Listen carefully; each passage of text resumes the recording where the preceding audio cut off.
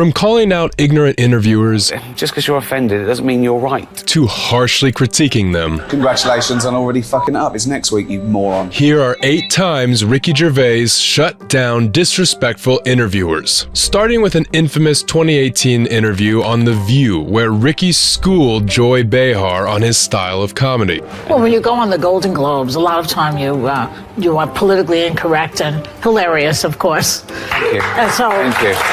So this is, Well, yeah. Yeah, well, that's the thing about offence, isn't it? When people say they're offended, it's that just because you're offended, it doesn't mean you're right. You know, it's offence is about feelings, and feelings are personal. Some people are offended by equality. So what? You know, so you can't second guess people. If you try and please everyone, you'll please no one.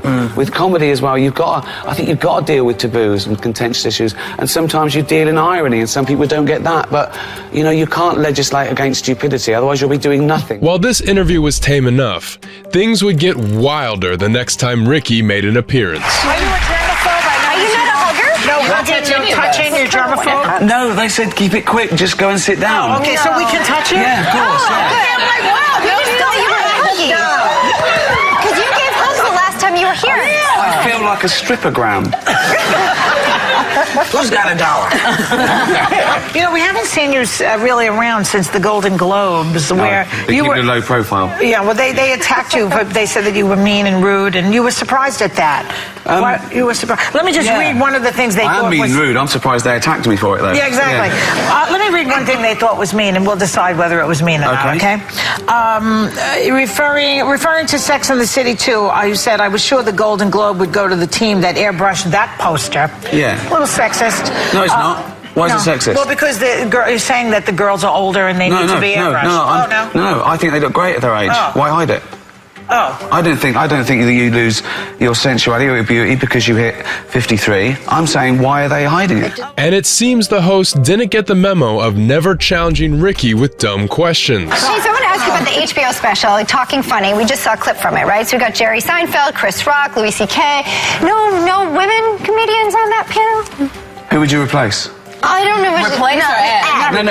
No, because it was 4 people. There's just 4 people. Yeah, so who would you take off? I wouldn't. I would just add. There you go. Even the fans were quick to call out the hypocrisy of the hosts. He's sexist right after they grope him. A panel of 5 women questioned why he chatted in a group of 4 men and no women. Such hypocrisy. While these hosts were too serious, this next host tried to match Ricky's humor. In a 2011 episode of Conan, the late-night host tried to match Ricky's humor, but he got one-upped almost immediately. Nice to have you here. Oh, it's great to be here. Yeah. Nice new studio. This is new. This is a new experience, yes. Yeah, it's great to... Giant moon, big fake moon behind you. Actually, the studio was easier to find than the channel on the TV. You know, you go through that, you keep going, you go to costume jewellery, eyebrow plucking channel, and, you know... And then eventually you find... Osama bin Laden's got a chat show just before yours.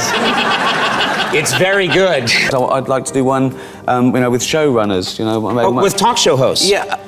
You should do one with talk show hosts. Yeah, I was thinking that just the crew. Me, Leno, obviously, brilliant. David Letterman, King. Yeah. And Jon Stewart. It was And then anyone else? I mean, there could be... We could do 2. I mean, there's a lot of chat shows, so we could do 2. Maybe, who else is there? Craig Ferguson, he's great. Jimmy Fallon. Right. And then what if you expanded it and got even more people in there? You could probably... Larry Sanders. Okay, Larry Sanders is fictional. So, I'm running... Come on! George Lopez. Yes! And then I could come out at some point and just bring you all tea, and then you could dismiss me. Run along. I start to talk. No, not a word. Out you go. This friendly feud produced comedic gold, and this next interview was no different. Ricky Gervais and Brad Blanks have hilariously butted heads many times, but during a 2013 premiere, things went off the rails. All right, there's Ricky over there. He's already heckling me.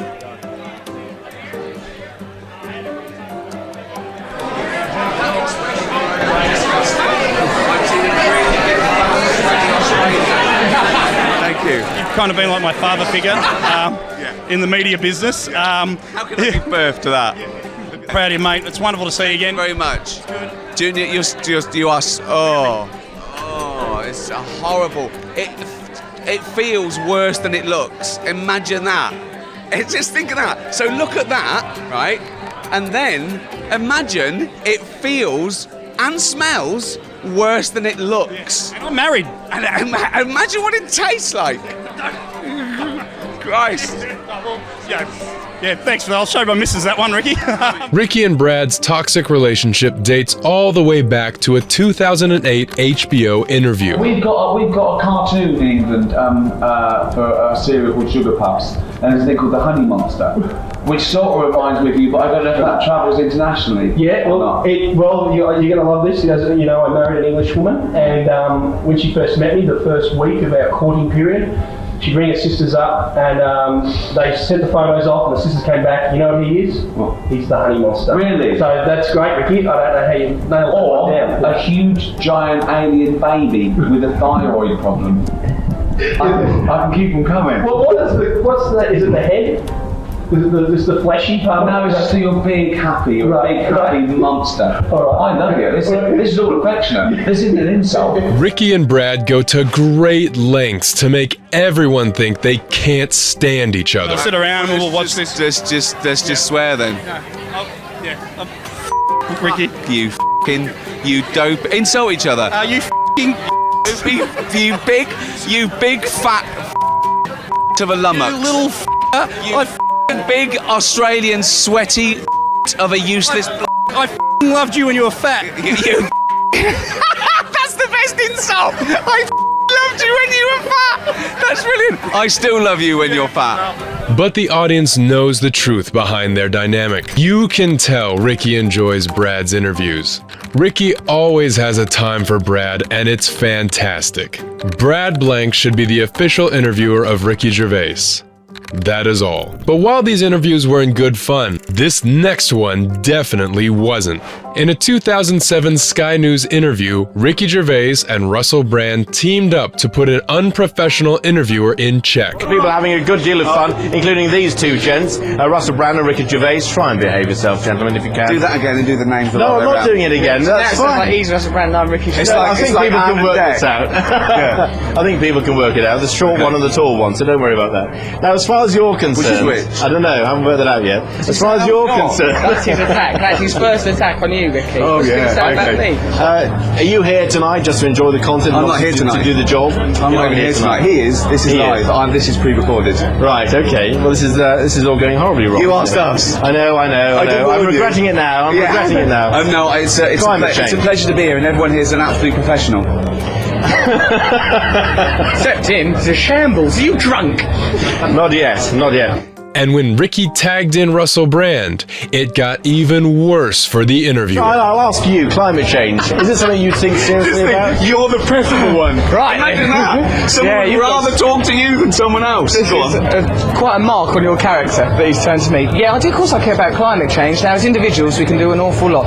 You, for example, you're going to have to change the way you're living your lifestyle. Don't look all cynical. How do you know how I live my lifestyle? No, it's important. He don't care about nothing. Killing turtles for a laugh. He does do that. So climate change and my lifestyle. Your lifestyle, particularly the way you turned up here on a jet bike, making women pregnant on his team just for a jolly. That was a vicious remark. You look like a modern day Jack the Ripper, you are. Right, thank you. I think I've actually had enough of all this now. I can't get any sense out of these two at all. Well, listen, thank you for joining us here on Sky News. You've been an absolute pleasure to talk to. Don't say the truth. Turn the light off. While this interview was an easy roast for Ricky, he had to turn it up for his next victim. In an interview with Alan Carr, Ricky took things from appreciation to embarrassment in an instant. You're one of about 5 people that have been invited round my house. I'm a very sort of private person, apart from, like, you know, workmen and postmen. You make me feel special. Yeah. I've had Alan Carr, a postman round here. Refuse collector. Yeah, well, at least they're useful. There's a point to this.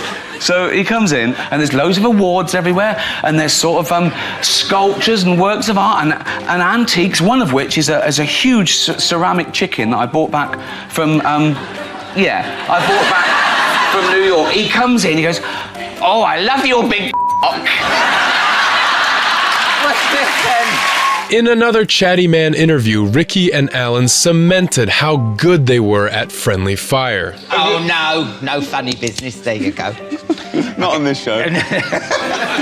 Oh, no, it's a joke. That's you wearing? I love that.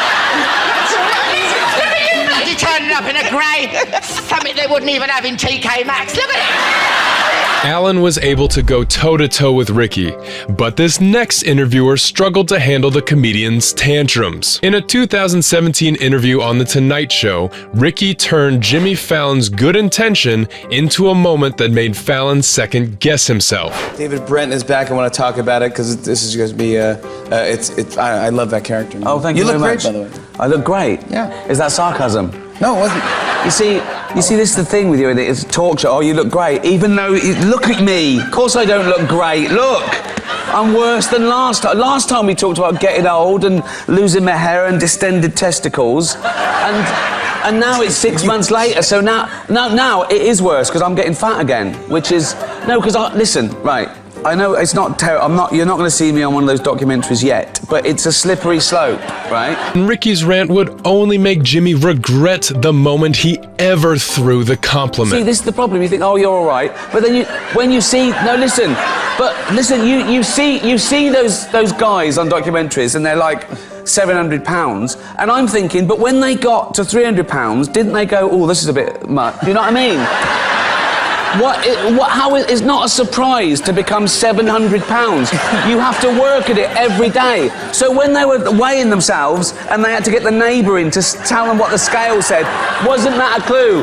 If you can't, I mean, my penis is small, but I can still see it. But when you can't, what I'm saying is, I own it. I'm putting on weight again because I'm eating too much. I'm not one of these people that makes excuses that says, oh, it's glandular. It's never glandular, right? Ricky's antics made fans appreciate him totally ruining Jimmy's interview. It all went downhill from, "You look great," the only guest Jimmy can't interrupt. We just found out how Jimmy's real laugh sounds. There is no sound. In a 2006 interview on Friday Night with Jonathan Ross, Ricky Gervais called out Jonathan for some of his misguided comments. Ricky Gervais, ladies and gentlemen. Ricky, it's weird, it's genuine, it's exciting, and a pleasure to have you back. You've been on this show so many times, it's like you're my sidekick or something here. Yeah. Now, just show clips. A new series of extras starts this week. Congratulations on getting a second series, essentially, but also... Congratulations on already up. It's next week, you moron. It's a more traditional sitcom. It looks a bit postmodern with the sort of meta level of, a play within a play, but it's, we think it's funnier. You're a film reviewer, you should know these words. That was like a proper answer to a proper question then. I know, so you'll cut it out. No. But Ricky wasn't about to let Jonathan get any hits in. I do look a bit more like Parker these days. I don't know, that's the problem. You're getting me confused. He's checked himself in trim. Look at you. Undo the button. Go on, let it hang out. Look at this. Look at this. Nothing there. There's nothing there. Fucking let it go. What? Look at that. What? And the fact that fans can't tell if they're serious or not makes it even better. How can you tell if British people are friends? They lash into each other with bread knives. Love Ricky. These two are good friends and can push the boundaries with each other. In his interview with David Letterman, Ricky turned a potential insult about his Golden Globes antics around in the best possible way. We do have a woman, depending on what security did with her, but we have in the audience who had a series of questions about your behavior on the Golden Globes. Okay. The references were golf, you playing golf, and your penis. Does that ring a bell? What? Does what ring a bell? Yeah. It's a good party trick. Get me a bell and I'll do my best. It is a good party trick. There's no... Yeah. Oh, that's just Ricky. It's got the bell out. No hands. And this wasn't the only time Ricky flipped Letterman's comments back on him. Are you really 50 years old? 50, yeah. I mean, you look tremendous. like you're 35. If somebody had said to me, how old? I said 35. 35, honestly. You look exactly like you did the first time, except you're in better shape. Remember you used to come out, you're sort of pear-shaped when you come out? Now you look great. You didn't good. say that at the time, though, did you? No, I didn't know what to think. Well, no, you said, you look good now because I looked awful before. That's all you're saying. I needed you to say it before. You're pear-shaped. I'd have worked out faster. But now... But how do you feel at 50? Good, right? Well, yeah. I'm grumpier. I think I'm grumpier. Grumpier? Yeah. I understand you a lot more now. Do you know what I mean? This soon became a common theme for the two, but Letterman just wouldn't learn his lesson. How much time you spend in London? I know you got a house here. How much time you spend here? How much time you spend in London? Well, between the two, probably a bit more in London, but you know, I like to come here as often as I can. Aren't the taxes bloody awful in London? In England, isn't it just crazy? Well, unlike you, I like paying tax because it's giving something back.